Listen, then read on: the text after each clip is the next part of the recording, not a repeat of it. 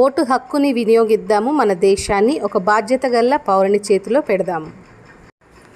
దేశాన్ని సంరక్షించే వ్యక్తిని, దేశ భవిష్యత్తు కోసం పాటుపడే వ్యక్తిని ఎంచుకుందాము.